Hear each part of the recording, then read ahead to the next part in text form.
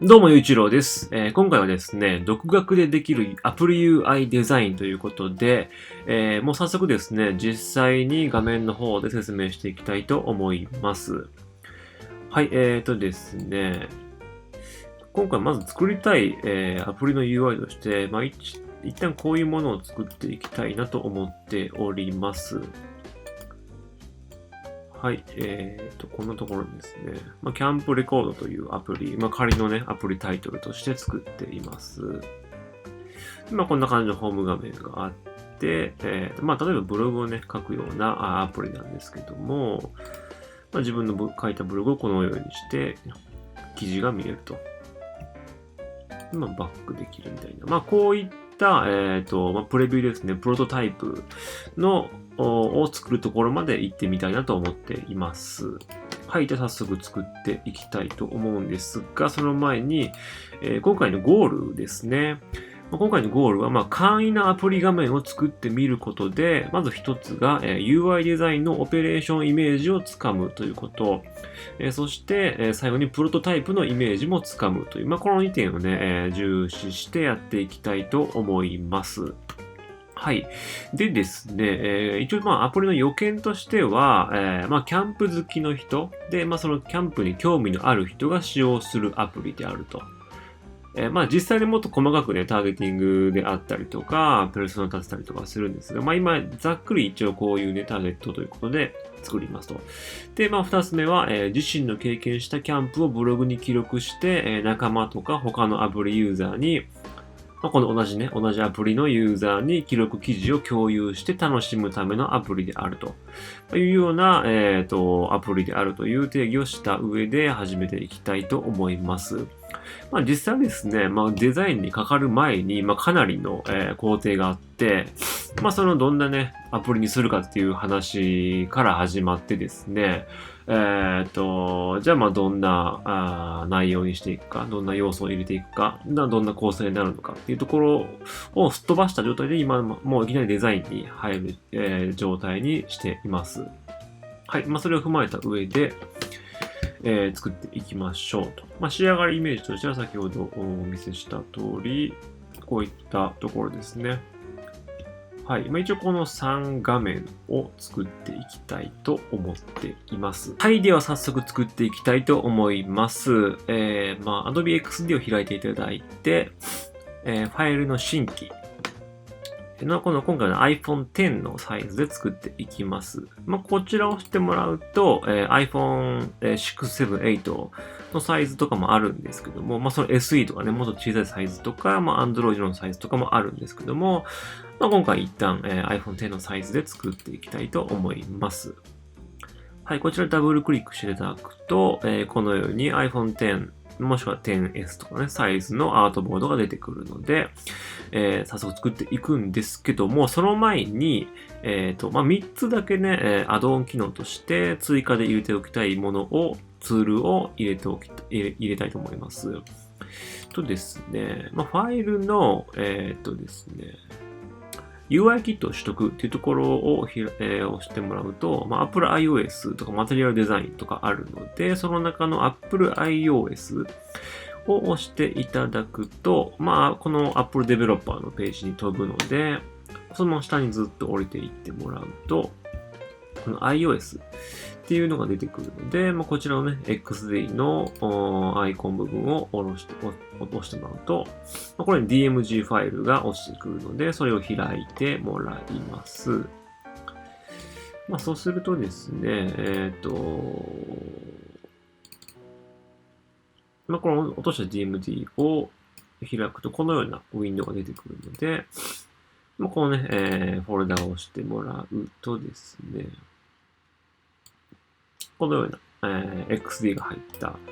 ファイルが出てくるので、この一番下のですね、UI Elements なんだらかんだらって書いてるこのファイルを押してもらうとですね、このような iOS のですね、UI コンポーネント一式が出てくるんですが、何を使いたいかというと、単純にこの側を見たいというところですね。iPhone X のね、この外側のね、なんていうんですかね。フォルムを意識してデザインしたいというところがあるので、その側と、あとこのホームバーですね。これがどの辺の位置に来るのか、あとはあと、この時間とか、この辺の、アイコン類ですね。このあたりがデザイン上どのあたりに被ってくるのかっていうのを意識した上で UI を作っていきたいと思います。はい。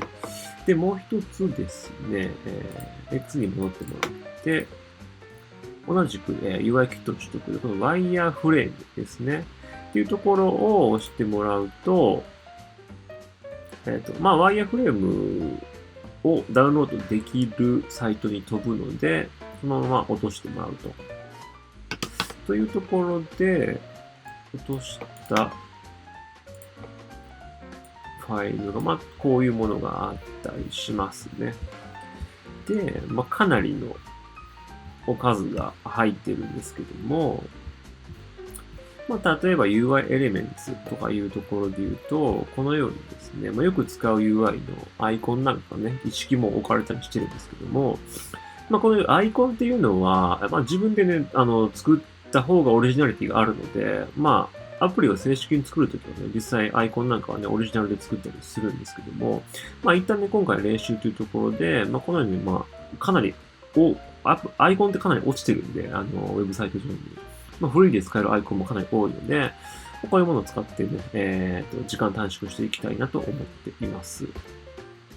とかですね、このようなタイポグラフィーみたいな、ものがあったりとか、あとバーですね。ヘッダのところに、よく使われるバーとかですね。フッターのところによく使われるバーとか、いうものが、かなりの数落ちてるので、このあたりをね、使っていくのが良いかと思います。なぜ良いかというと、実際にスマートフォンのアプリとかっていうのは、ほぼほぼユーザーがイメージしている形っていうものがね、もう固定されてたりするんですね。今で言うとこのApple とか、その Google が出しているようなマテリアルデザインとかですね。という要素はですね、もうユーザーはかなり、見慣れてるというか、イメ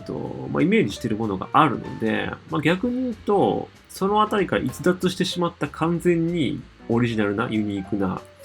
デザインっていうものは、独自性はあるものの、それをあまりね、突っ込みすぎるというか、